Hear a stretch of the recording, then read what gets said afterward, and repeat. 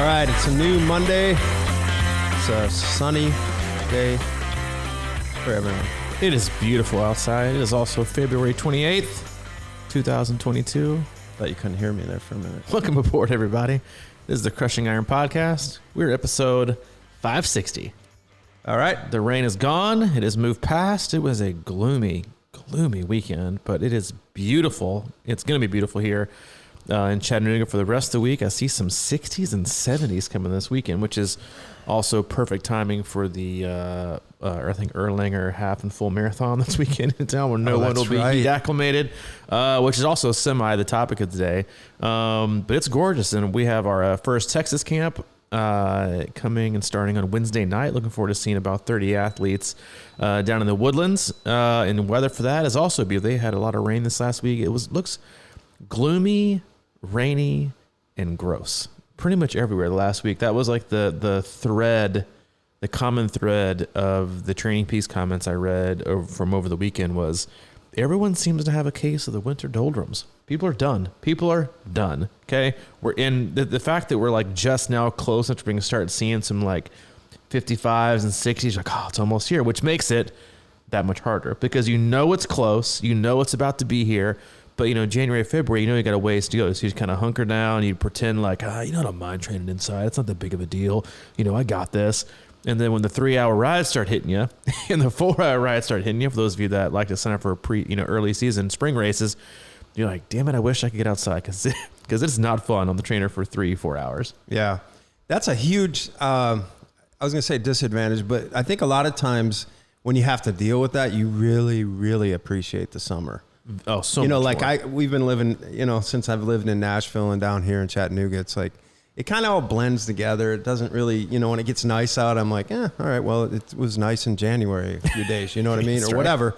That kind of stuff happens. But I think when you're living in those places that, when I lived in Minneapolis for a while, man, that was the most active place I ever lived. Like in the summer, it was every single night, everyone was out.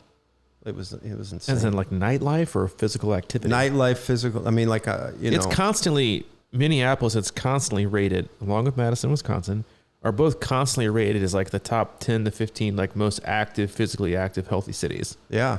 I don't know what which blows my mind because in Wisconsin for like 4 months of the year, people just sit inside and eat cheese and drink all day. So I'm not really sure where that comes in, but that's what I've heard. If you go up there, and a lot of people are riding their bikes all winter. I know, which is nuts. They're like, went on a group ride today. It was 30. I'm like, you're a different kind of species than I am because I'm talking more about delivery bikes. Uber Eats. Yeah, they're out there doing their Uber Eats. What do they call that? Delivery bikes. Yeah, the chauffeurs. Yeah, chauffeurs. I don't know what they call them. Now it's going to crush me now that I can't think of what a person who does that. A courier. Courier. There we go. Courier. We are not couriers. We are podcast hosts. It's your first time tuning in. Welcome. We appreciate you giving us your time. We know we have a lot of options in the triathlon podcast universe and just podcasts in general, that your time is valuable. So we appreciate you tuning in today.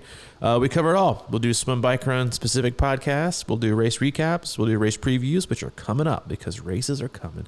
We'll also have on the very, very occasional guest.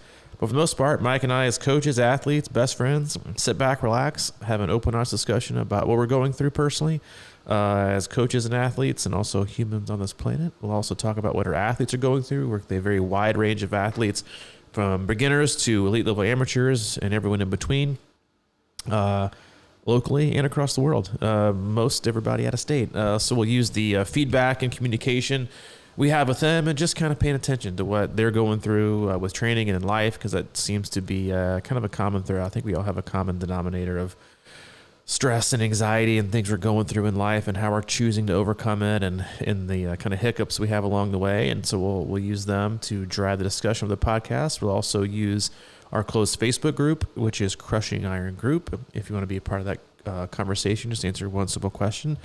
And we'll let you write in. A lot of awesome people in there that are willing to answer your questions with limited sarcasm and hopefully a lot of fun. But yeah, it is a great group. So get in there and be a part of the awesome community that we have. But that's it. We don't do sponsors. We don't do ads. We do have an agenda, though. That's to keep you happy and healthy in your endurance sports journey. Are these, I don't really go into other Facebook groups, but are they all still snarky? And I don't know. Why are you asking me? You're asking the absolute wrong. It's like asking me what's happening on TikTok and Instagram. I'm not available on either medium, so I have literally no idea. Come on now. I've had listen, bro. like you know that I check things out. It's no shock that I have a high level of sarcasm just kind of embedded in my day to day. Oh yeah, and I used to partake in these Facebook groups, the race specific ones. That was it. I was never part of like the pathetic triathlete Facebook group and like other kind of, little offhand Facebook groups people have. It's just not my deal. I'm not saying it's wrong. I'm just saying it's not my deal. However, like the Facebook race ones, I'm a peeker. I'll go in and peek for about a day, and then I get so pissed off and not frustrated. Do you go in during tapers? Just annoyed. I go in the last month. Yeah, which is when the worst kind of posts happen. Because it's infuriating as a coach and athlete who's been on the block for a long period to see the level of absolute hysteria and nonsense being posted. And like I've had quite a few, we have a ton of athletes doing Ironman Texas, one of our team races this year.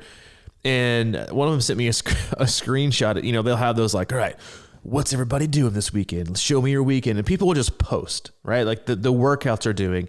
And I get a bunch of screenshots. They're like, thank God you don't make us do these 7-hour bike rides with 3-hour runs and then, 20-mile runs on a Sunday with a 5,000-yard swim. They're like, no wonder these people are like ready to race 6 months out and then they're hurt or injured. It's like, and just the questions that people ask usually get on my nerves because I'm like, they provide an athlete guide for you to read. They provide an athlete guide that have all the answers you're asking in there. And if you're asking one that hasn't been answered, then wait till the day. Don't ask a bunch of random people who are also have the same kind of baseline level of hysteria that you do about things that don't even really matter. Like what's the water temperature 6.5 weeks out from the race, or AccuWeather currently has a forecast for 65 and cloudy, but the wind's coming from the northeast. We might get a headwind, guys. And you're like, it's February. Okay. We don't race till April. Why are you obsessing about this? Get back on your bike, get to work.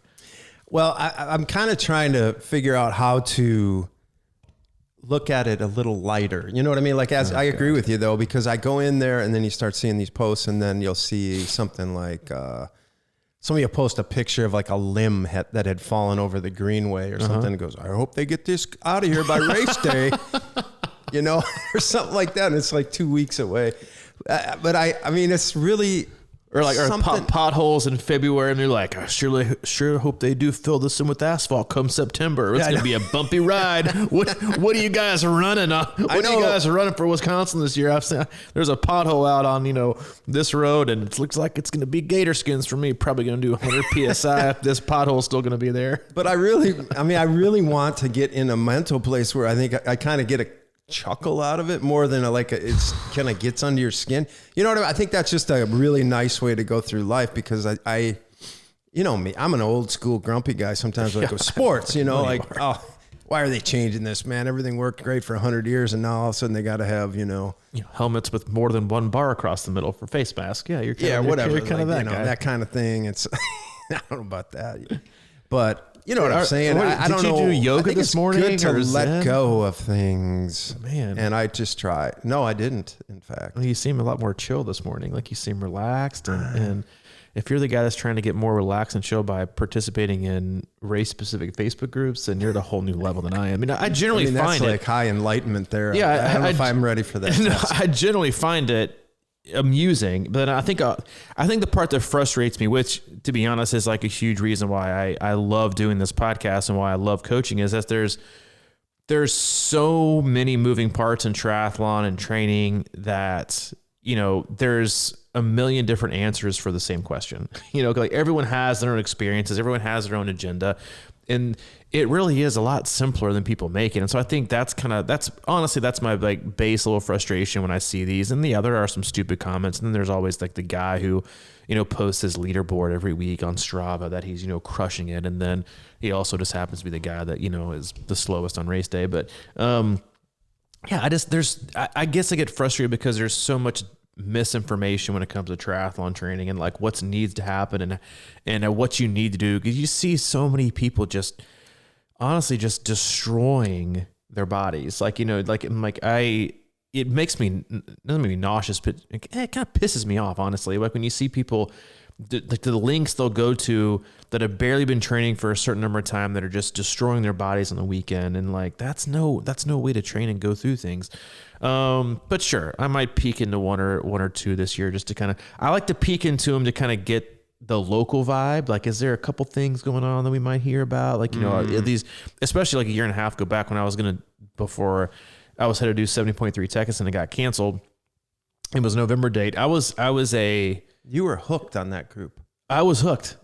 I wasn't a participant. I was a lurker because there are some. I'll tell you, there are some people in there. Like everyone seems to know somebody, right? In the Facebook groups, and that's like Facebook in general. It's like, does anybody have looking for recommendations for a carpenter? And people are like, well, my Billy down the street. He's a carpenter. He it's kind of a side job. And you're like, Billy puts together IKEA furniture for like $20 an hour. He's not technically, a carpenter, but every one of these Facebook groups seems to know somebody who is part of the race, director team, the team race management team, or somebody at City Hall or the city council that knows when the permits being handed out. I talked to my buddy over at TDOT, and he said they're going to get that road smooth as silk with the asphalt coming in, and he said it's going to be done by March 8th. So if you come out in the group by March 8th, it's not done, then you tell me, and I'll talk to Jimmy and make sure it gets done. But that's what I'm doing. Everyone seems to know somebody, but and that's the problem. There's always one person that does. So you have the belief that everyone also knows the somebody. But no, I can go back when races were getting canceled. We have a topic here in a minute, but when races were getting canceled with huge frequency, I was no longer looking at the Facebook race. I was looking at the local township websites. Like seriously, I went and looked through a meeting one time. They had like a video conference meeting. Oh, really? Until they got to the point that we were talking about Texas 70.3, and they were like, "We're going to have it." We gave it the go. I was like, "All right, this race is going to happen."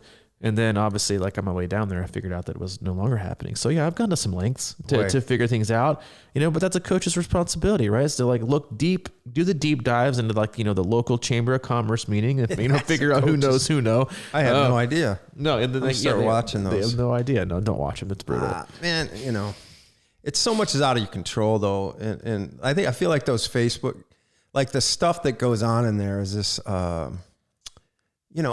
when I did Wisconsin first, I never even thought about how beat up those roads might be. It's just I went out and rode it. And even when I got done, I was like, oh, those are just roads, and the idea that, we want to make everything perfect or something like that in a race. So everybody wants perfect race conditions. We talked about this before. It's I like it when it rains on the bike and you like it when it's choppy in the swim. Bring it. But I don't know. I'm also the kind of guy who believes that stuff just evens out, it works its way out. It's going to be the same for everybody. It's hard the same for everybody. And, I've always kind of been with instant replay in basketball or whatever, I just let it go. They spend 20 minutes on did that touch his fingertip or whatever? And I just feel like that evens out over the course of a game, And it usually does. It's going to be close over the course of a season, certainly, or whatever. You got to hope that. So I don't know what I'm getting at there, but I feel like we just sometimes obsess about hoping for perfection, and it never comes. Listen, race Facebook pages are just panic rooms. That's all they are. They're legit panic rooms, and people like to feel at home panicking about everything. And speaking of panic, the seasons are about to change. And that's where I wanted to go with today, because I had a lot of athletes comment about their weekend because it was rainy and crappy, but it is starting to warm up. I'm sure we'll get even though it's March, we usually are in for at least one more cold week here in the South, but some places starting to warm up. And there's there's 2 times a year that I see the most encouragement and the most discouragement or discouraging kind of moments with athletes is one, the very, very, very end of the year, I think, is the most encouraging time for all athletes, because they go through their entire year, no matter when they've been consistent or when they've been, inconsistent. Most people are in the best shape of their life coming off August, September, October, some kind of late season race. They've done the bulk of their training, in the hottest time of year, right? Things are just gross. It's just humid. The dew point's high. you can be really fit and you can see fitness gains and performance, increases, but you're not ever going to see you at your best because the conditions don't allow that, right? You don't have the opportunity to really, like, if you gave somebody the choice, all right, Mike, go out and run a 5K all out. It's going to be 95, dew point 72, humidity 95%. Go run a 5K then, and then 2 weeks later, it's going to be 42 degrees, humidity below 50 and dew point in the 30s. You're going to have a huge disparity in time and performance. Did you get faster those 2 weeks? No. Okay. The conditions just allowed you to really show the best level of fitness that you have. And so when athletes go through this year of summer training and heat training, it's like not heat acclimation. They have no choice but to train in the heat. November, December comes around, even kind of like late October for most places. They're like, this is it. This is my jam. I'm seeing all my fitness shine through. We call it seasonal EPO because that's what it's like. People the temp drops. Well, you're about to see the reverse of seasonal EPO because, and this is when athletes try to get really discouraged and you hear a phrase like, I thought I was getting faster, or I think I'm getting slower. For a lot of people, they've been running in the teens, some people even single digits, 20s, 30s, 40s. Even if you've been like, training outside, and the temps have been in the 50s and 60s, for most people, the humidity, the dew point's been a lot lower. Well, now as the seasons turn and you get those kind of, just like you got the glimpses back in October when it was 80s, 90s, and boom, you got like a 40 to 50s, but there it is. I saw it shine. Well, you're about to see the reverse, right? You're about to see, all right, I'm in great shape, but now the temperatures are going to start to affect how I'm able to show my current level of fitness and how that's going to lead to my performance on race day. You're going to see it in training. It doesn't mean panic. It just means you have a certain level of fitness. Give it time to get used to the changing of conditions. Don't freak out, right? Because you go out for your usual hour and a half run, all of a sudden, like I know for me, I'm going to get my doors blown off by the 75, 80 degree heat that I'm going to be encountering in the Woodlands, Texas, because it hasn't even been like 30 degrees within that in the last 3 months here. It's just going to happen. The time you have to or the thing you have to wrap your brain around is, all right, I got to give myself time to get my body adapt to it. Then my fitness will show again. Don't force it. Don't chase paces. On the other end, what's encouraging for most people is that I would say 90 to 95% of all people produce lower watts or, lower speed or lower output indoors than they do outdoors. It's like running, being on the trainer is very similar to being on a treadmill. People always say, I thought I was running faster, but your perceived level of exertion is always higher on the treadmill. It's always higher on the trainer. So you might, if you're a guy or a girl putting out, 200 watts on the trainer and it's 140 average heart rate, your zone 2, high zone 2 stuff. Well, then the first time you get outside that outdoor ride, people are like shot out of a cannon because it's so much easier. It's not that it's so much easier, right? You might be like 10 to 15, some people 20 watts higher with a lower heart rate. Your fan in front of you can only do so much good. It's not like your fan is going to create 20 mile an hour winds like you might be cruising on the flats. It's that you're also outside. You're more excited. It's more fun. Things always seem easier when things just like running outside feels easier than running on the treadmill. Riding outdoors is so much easier than riding on the trainer. So there was a huge disparity. And that's also something you have to pay attention to if you're an athlete, you're training for Ironman Texas, you're doing Texas 70.3, Ironman St. George, Puerto Rico, Oceanside, all these races where you're going to be taking all of the if you're a data person, all the data you've accumulated from January, February, March, April, all of it has been inside and you're about to do an outdoor race.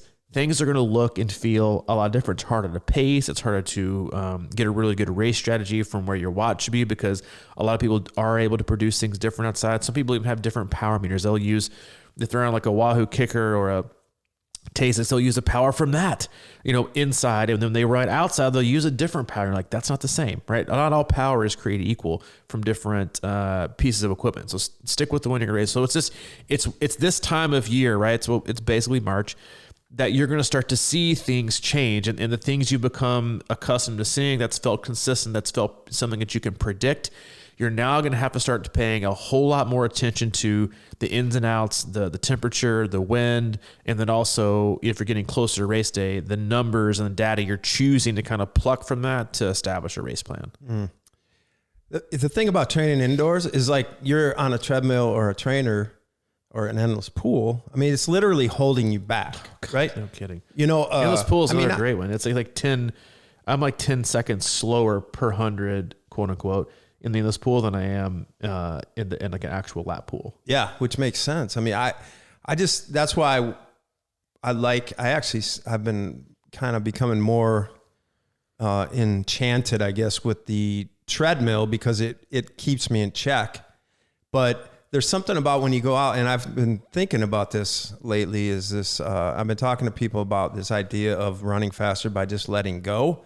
And I think that when we I think there's a huge benefit of training because it does sort of like take, for lack of a better word, your upper body out of it, your whole, outside, like that dancing on the bike mentality. It just really focuses on your legs, and you have to really drive with your legs, and the same with on the treadmill kind of, because you're not, like, anytime I go outside, I can't hold back like I do on a treadmill. It's just, I force myself to go zone 2, because immediately you're going to be like, there's a horizon out there and I'm going to go chase that. I'm going to go get it. I'm going to go get life. And it's really hard to hold back, so I think what you're saying is amazing, because like when you go outside on the bike for the first time too, because you're like, man, here we go. This is shot living. Out of a cannon. That's it. It's living. But then, man, after that first ride outside, I'm always just absolutely destroyed. And it's partially because of that, I think, and it's partially because you're not used to that wind and that fresh air. It isn't getting in your lungs as much as it used to. And it's just like, like hyper oxygenating your body or something with great outdoor, You're so, like, no one's, as a coach, it's maybe happened like once. No one's ever like, sorry, coach, I went an extra hour and a half today on the trainer because I was just loving it. No one says that, right? People are like, I cut that 10 minutes short because I was just done. Like I was right. Tired of being the trainer. That's what I've gotten. That's what I got a lot of this last weekend was, I'm done. I'm over it. Once you start to see like a 3 in front of a ride, you're like, oh my, like a 2, and you're like, I can do that, right? I can make it. When you see a 3 or a 4, you're like, I'm done. No, I don't want to do this, right? No one's like, yeah, I know you said 4 hours in a trainer, but I was like, man, I was feeling 6. No one ever says that. But when you turn them loose outside, that's when they're like, I was just having so much fun. I was living it up. You like you said, you do see, that's why people struggle again, like, and that's kind of why I think the RPEs kind of even themselves out a little bit for some athletes when they go from trainer to outside, is that the effort to maintain power from the waist down is more difficult inside. When you get them outside, well, then the legs down, it's easier, but from the waist up, significantly harder. You gotta handle your bike, which most athletes tend to struggle with. You have to pay attention to the wind. You have to change gears on your own. You have to be mentally aware. You have to look down at your bike computer. You have to think about drinking while moving 20 miles an hour, not reaching over to your perfected like water bottle stand and taking a sip of water, while you check Facebook with your right hand and take a drink with the left, and you got Swift going over here, and you got Peaky Blinders on Netflix going here on the right. You have to pay attention. On the trainer, you have to pay attention. And so just the mental fatigue people have on their first ride, I think is shocking to them, and how much you have to pay attention when you ride to stay, where you are, to hold your line, to make turns, to look behind you, right? To shift gears, moving back in the saddle. There's just, I think it almost evens itself out, but I still find that athletes struggle with race day fatigue when they've been stuck inside. And that's just a fact. It's something that everybody will go through if all they've done is train inside. Like, and that's why you see people struggle with, and this is why I'm such a huge proponent of, like, it's not preseason swimming, like we swim a shit ton no matter what, but when athletes ask, why are we swimming so much in December, January, February, March, for my race in April, it's like, I also know that the amount of time you're spending on your bike outside is like zero. Okay, you're spending most of your time inside on your aero bars or sitting up or just sitting up in general with your hands on your hips, pedaling away, talking to your daughter, or trying to play chess or something. You're doing something. Your upper body strength is not where it needs to be to maintain riding posture, to stay in aero, to just generally manage your bike. So you have to have really good aerobic, just natural strength up top from swimming. But what happens? Most people, they don't swim enough. Okay. So, and you see this all the time, and people disregard the impact of upper body fatigue. There's been I read this has been like 4 or 5 years ago that I read a study about RPE and how it's raised from your upper body fatigue and how you overall perceive the effort you're then putting out in your legs. And what happened was athletes that fatigued in their upper body would then feel like they had to work harder to put out the same level of effort in the watts with their legs, because it's your whole body, right? You don't get to like separate your legs and your upper body. Fatigue is fatigue. You see it with people all the time at the last like 30 to 40, even sometimes 50 miles of an Ironman or last 20 miles of 70.3. People sitting up on their bike, shaking their arms out, right? Because their arms are tired, triceps tired, lats tired, shoulders fatigued, forearms are too clenched. Like their position isn't great.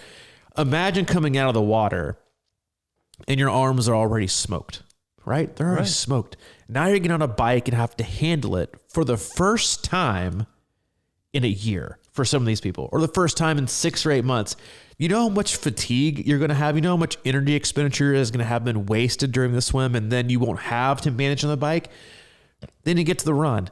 Your upper body is smoked. I don't think people understand, like, and you see the same thing. People run, shaking their arms out, right? They're like, their arms are so tired. They can't keep the arms up high. Like, and it's not about doing 40 push-ups or doing the bench press. It's about having good swim fitness to maintain it on the bike.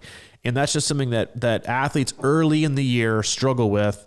Again, races that are March, April, May. If you're stuck inside and you're not used to managing and handling your bike, or you've just kind of been slacking off in the swim, you're not doing a lot of pull or paddle work, or maybe even some band stuff if you're more of an accomplished swimmer, like that arm and upper body fatigue is going to set in so early, it's going to affect the rest of your day. And that's when you see people get so bent out of shape because like, I was on my last Swift ride. I was holding 230 on the course on Rouvet, and I was destined for a Rouvy, whatever people call it. It's like, I was going to ask if I've never. I mean, it's another. I've never. I'm feeling a little bit. I'm feeling elite today. I'm a Rouvet. It's like, best bike split, said my watts are going to be this, and my output, and my time was going to be this. And you're like, well, that's a perfect controlled environment with nothing going on, right? You didn't just swim, it's like I was joking about on our Zoom call this last week, and about everyone's obsession with, not everyone's, but a lot of people's obsession with the necessity to do bricks, right? That you have to do runs off the bike. You have to. If you're not going to be good, you're not going to be good at triathlon if you don't do runs off the bike. It's a totally different animal. Ask those same people why they're not doing rides after they swim.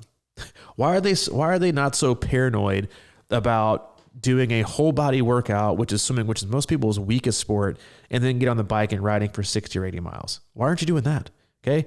And if you do it, you probably slop around for, 35 minutes in open water with about 7 minutes of activity. The rest of it is treading water, talking about Jill about her sprint race coming up. Like, it's just, people discount it, and they discount the effects of not doing enough swimming and not doing enough swimming to where it's working your arms.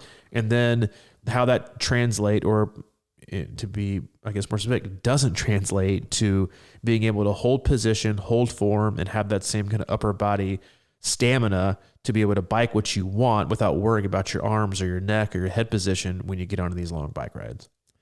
Yeah, what you're talking about is huge right now, because I've always thought about Ironman especially as like, so mental, right? For most people, because they don't necessarily prepare, I think, the way that you just were talking about. Like, how many people will say, oh, I know I can swim 4,000 or 4,400 or whatever, and I've got that or whatever, but you always do it by itself. And then you never give it credit for being like a physical activity in an Ironman, right? You come out of the water. Like I have absolutely come out of Wisconsin dusted, man. That swim sometimes just absolutely ruins me. But I think so much of, when I say mental, I think you got, putting yourself through mental challenges while you're training is so important, man. You got to be ready for that, because think about when you get out of that water and whatever. I've done chat last year here, even chat this court, you're all of a sudden you're out of the water. People are screaming at you, you're running, you're like you're dizzy or whatever, a little bit from swimming. And now you got to get your bearings about you and go ride, and think about how many decisions are out on that course.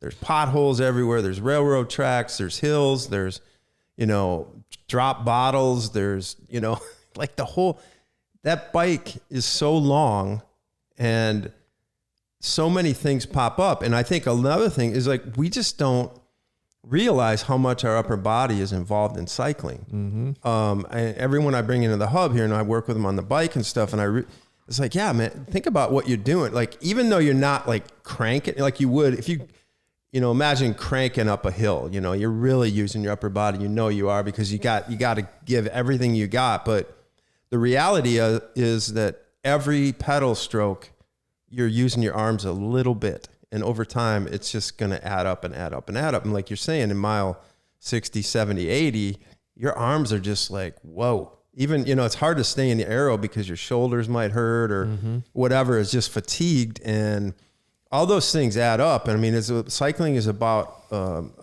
weight shift in a lot of ways. And a lot of times when you're on a bike, your arms are doing that for you. It should be very subtle, but it's definitely there, because that's how you make cycling, in my opinion, a little easier, is that you're using your natural weight.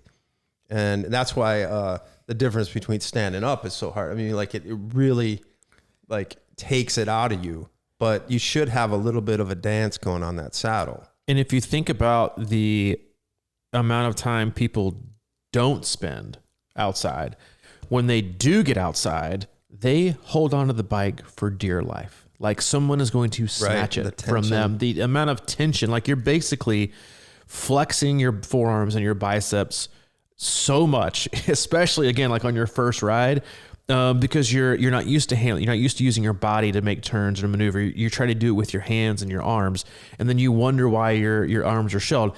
Oh, you just got done swimming 1.2 or 2.4 miles. They're already shelled. So it's taking even more out of you. Like, and we talk about, long course racing, it's all about energy expenditure. It always is, always has been, always will be. It's about you walk into race day with a fitness bucket and an energy bucket. And from the moment you step foot in the water, from the first stroke you take, the last step across the finish line, you have one pot of energy, one pot. When you start to really dig in and use a ton of it, is most people start using it way too early. Like we always talk about stress is stress. Energy expenditure is energy expenditure, right? It's always gonna be like that, especially when you're doing whole body things, right? If you ask someone to do like a really, really hard upper body workout and then to go run, they're still gonna be fatigued. Their legs might feel fresh, but you're still asking them to move their entire body to make things work. Same thing goes when it talks about handling your bike. People just discount.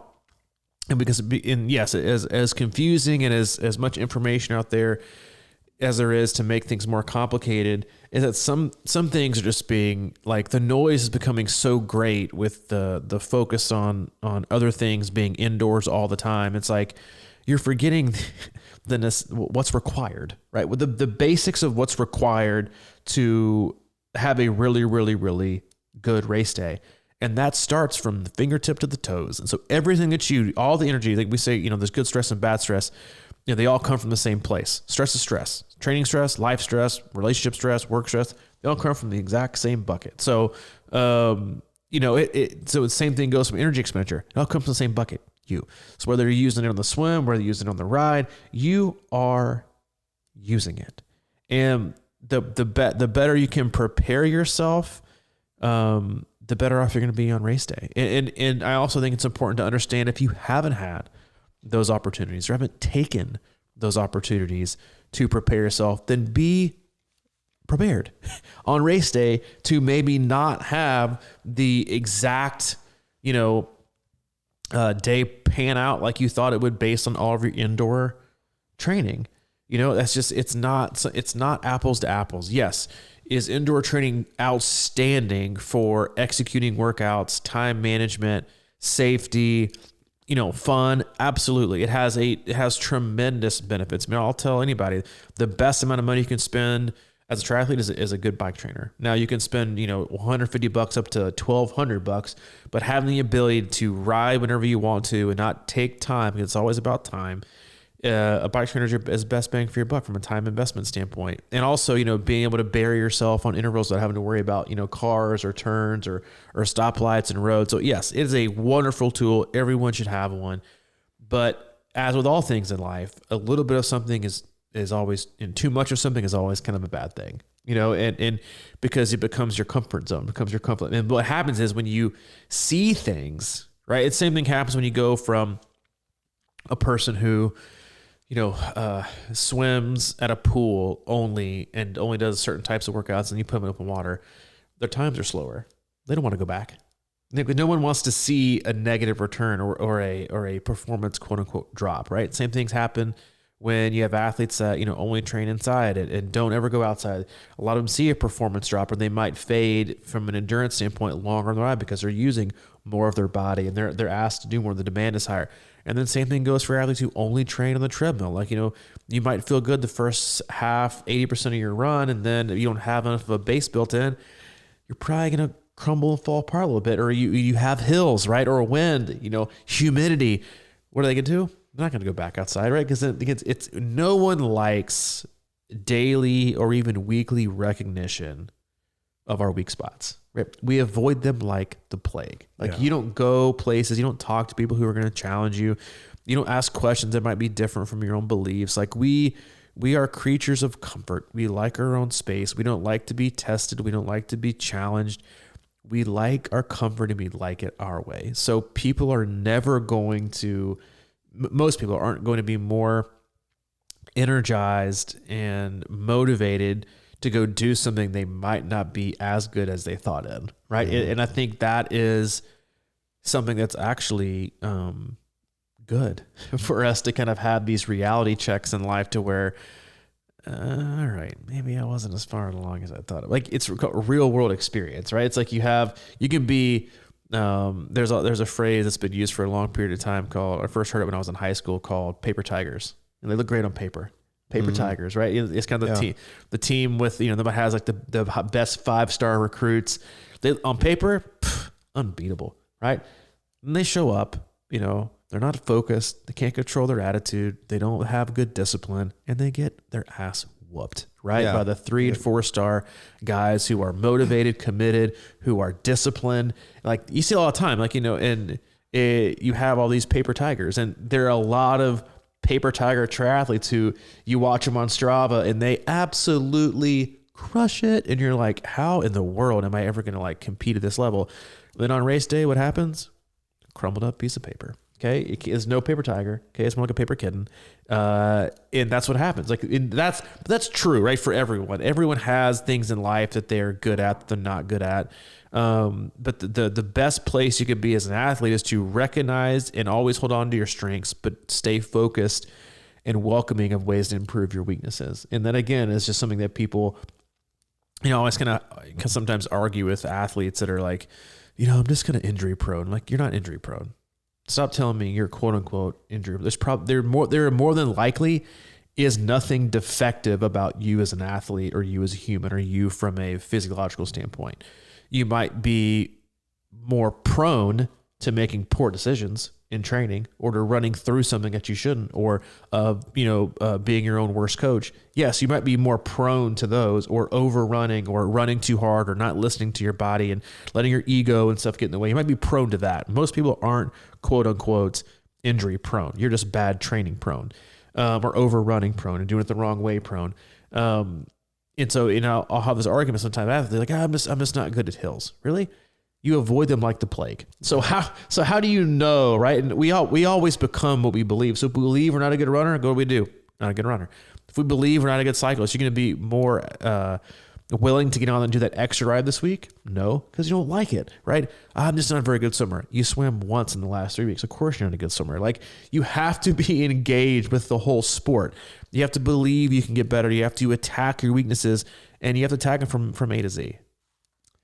Yeah, that's what, when I talk about mental approach, that's kind of what I think of. And, you know, I started with you and I was I never swam. I mean, yeah, I wasn't a good swimmer, but at some point I had some good swims and I got into the groove and did a lot of it. And I was like, you know, I had to tell myself, and I had to look in the mirror and say, hey, you are a swimmer, you know, you're a swimmer. And I always tell my athletes that it's like, you work at it, get in there, and then you start seeing some progress and things like that. And then you got to tell yourself that you're a swimmer. You got to tell yourself you're a runner.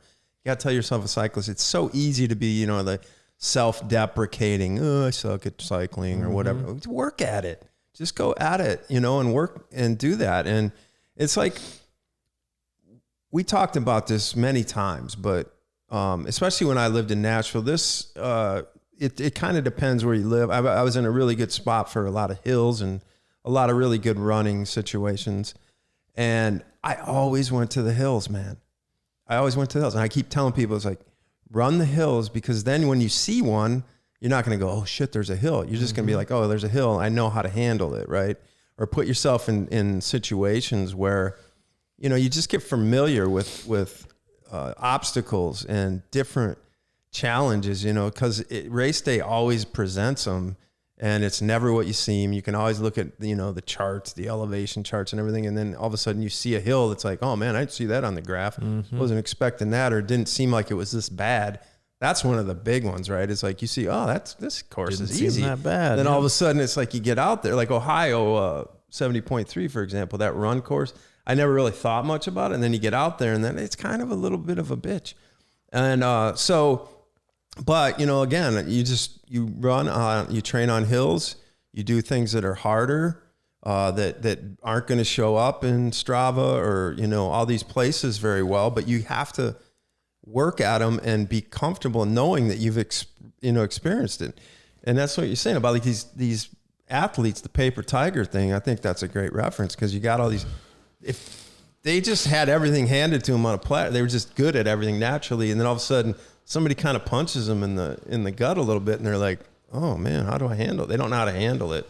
And I think that's the really good analogy for triathlon, is that you have to expose yourself to things in training, man. It's got to be business as usual. It has to feel like business as usual. You can't go to work every day as a server, right? In the front of the restaurant, I got 1 or 2 tables, I'm good to go. And then you show up on race day and you got to be the general manager over 20 locations, right? Yeah. It's not going to go very good, right? What you do in practice has to make for a business as usual aspect and mentality on race day. And if you don't prepare for that, then, but again, like going back to what I always refer to as like, you know, perfect Pats or paper tigers, it's like, we're all the best in a safest, controlled environment. It's like, you know, go back to like the Nike Sub 2 project. I mean, it's cheating, right? Well, everything they did was cheating. Like, it's not real world. That's why the best, under real world circumstances, it's never been done. They had to have cars and pacing and drafting and shoes and like all in perfect conditions and a track. Like, everything had to be catered to the best. Athletes don't look for that, right? Some do, some don't. But then the ones who perform the best across the board consistently, regardless of the terrain, regardless of the wind, they don't make excuses. They look for ways to succeed. And those are 2 different types of athletes that, instead of looking at everything as, and we all have friends, you know, and family that they're always the woe is me and everything is a complaint. Everything is, you know, typical. This is so typical for me. And you're like, the only thing that's typical for you is your response to adversity. That is the only thing that is typical, is people's response to adversity. Everyone goes through adversity, but not everyone chooses to publicize it and whine and complain about it as if it's your own special universe and things aren't going well. And race day is a microcosm of that. Like you're going to be dealt bad hands. You're going to be dealt, you know, a flat tire or a pothole or a kick in the face in the swim, or, you know, not feeling well the night before, or not ideal sleep, or work stress, or, you know, an injury or a sickness leading up to it, or, you know, a semi bonker nutrition, like we're all due, right? We're all going to get one of those, like, but it's how you respond afterwards. Like, do you enduring, right? Do you make excuses and do you make that out to be the whole day, or do you find a way to persevere and still have the best that you can possibly have given that? And that's just, it's become such a huge symptom of society, I think, is this, is the woe is me and how terrible my life is compared to yours. And it just always seems to happen to me. And it's like, well, you know what? Most of that shit happens to the rest of us. We just choose to find a way to figure it out, and we don't tell people. We just move on because that stuff like that happens. Life is hard. And so but the more you prepare yourself, right, to go through adversity, to go through things changing, to put yourself in situations and environments where things aren't going to go perfectly on purpose, then you might not do it perfectly on race day, but you're more likely to have the better day versus the person that is not. Right. You have to expose yourself to things, man. And I mean, be willing to fail. Yeah. I think back to, because like one of the things in my history of racing is kind of getting out of the swim demoralized.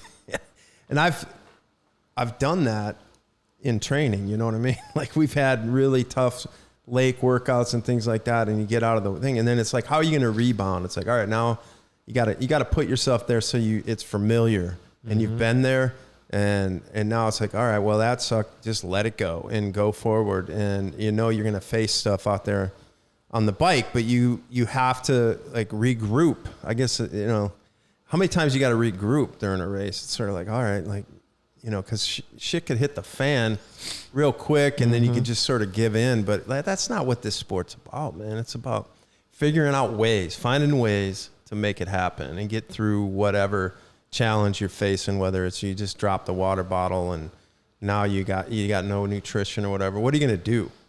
What are you going to do? Yeah, and it's you're going to quit? Yeah, it's not about like doing. You got like 10 miles to get to water. And it's not like you're out in the middle of the Sahara, desert. right? It's like seriously. So we treat like people that. Like, oh, this is the end of my race. I got nothing, or I dropped my nutrition, or whatever the case may be. Well, adjust your effort, and but that's what it. But it feels that because again, another symptom of our society is how dramatic everyone has become. Drama. It is, but it feels that dramatic to the person who's only had it go perfect all the time because it's controlled environment 24/7, no matter what. You don't put ourselves in, uneasy situations, or not being irresponsible, just like, putting yourself in life, where it's like life can happen. Like, and that's, it's even been more like obvious, like when now people are like starting to leave their houses and like, be around people and do things. You're like, this is like, you have to get used to like stuff happening again because you can't control anything ever, period. We can't control anything. But when you're in a race and something like that happens, people jump to that like over dramatized response because to them, the extent of it is that because it might be 2 feet away, but to them 2 feet feels like 20 miles because nothing ever bad or inconvenient has ever happened. So when it, like sometimes I read things, you and I were joking earlier about going through shit in life. And sometimes when you read things, when maybe somebody's lost perspective in life, or even read things on Facebook or an article or something, you're like, that's not tough, right? Like not to discount or minimize someone else's, difficulty, but sometimes the amount of weight we put behind the small things in life that are not huge deals that we should really just kind of plow through and move on. I'm like, that's like, I don't really know that that's a big of a deal, right? Because the truth of the matter is that the deal is only as big as you make it, right? You can, and that goes for all things in life. It goes from, you got kicked in the, I remember an athlete I worked with a long time ago, after the race was over, had a fantastic day. And one of the things he said was like, yeah, it wasn't really my day. I did pretty well, but I got kicked in the face in the swim, the goggles. I'm like, who gives a shit?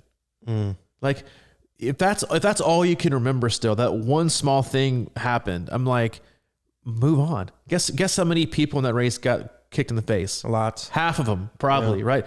There's this guy that wouldn't get off my feet, and it just really put me in a bad space for the rest of the day. Like that's on you. Okay? It really is, man. It's on you. It's like how we... I've done it, and I know that's on me. It's like how we respond in life is on us. People don't make you do anything, okay? People don't make you do anything. You have the opportunity to respond the way that you want to respond. But so many times we act like we're forced to respond and have an attitude or a mood change or become dejected or unmotivated. I'm like, I hate to break it to you, but that's on you. Like we make that choice, right? To be deterred or to get in a bad mood or, we make that choice. It doesn't happen. Like it's not, again, whatever that quote is, like, it's not about what happens to you. It's about, your response to it. Right. So much of life happens around you and you just choose to let it happen to you. And the rest of us kind of like moving on forward. So, and again, that goes with life and it goes with training. Yeah. I was thinking about, cause this year on the second loop of the bike, my aero bars came loose and I was just thinking like what a lot of people would do. I wasn't even going to tighten them up except I was, it was that rough road part. And then you'd have that climb and then the backside is so fast and it's like a real aero section. I was like, damn it. Cause I was just like, I'll live with this, know, like just like steering wheel, the old, loose steering wheel kind of situation. And I would have been like, well, whatever, I'll figure it out and I can handle it. But I ended up getting off and just tightening them down as best I could. But I don't know why I was even thinking about not doing that. I mean, I still had like 40 miles left or whatever. But it was just kind of one of those things. I'm like, oh shit, here we go. I got loose aero bars now. It's like, but I really felt like I probably would have ended up in a cornfield or something if I hadn't tightened them on the back. But it's just like, I remember my reaction to that. And I think it's just cause I don't know, all the mountain bike history or whatever that I talk about, but it was just, I don't know. It was what it was. It was kind of like, I kind of remember laughing about it. I was like, really? I just got this thing tuned up for like $400 and now my aero bars are loose. And I was like, ready, going to ride it right in there. I had a similar experience at one of your all-time favorite races, New Orleans, 70.3. This is like, I'm going to date myself here. This is 2001? 2011. Okay. It ended up being one of the best races I've ever put together. I just gotten these brand new 3T carbon aero bars and pads, and they look so clean. They were money on my Cervelo, and I went through the first, coming out. I think there was an old course when you did it, but you go over that little bridge, like within like the first like 3 or 4 miles. There's memory of that. You had a bad day that day. I had a rubbing brake. That was another great. You did. And I couldn't solve. But that day also gave us the background logo for the podcast.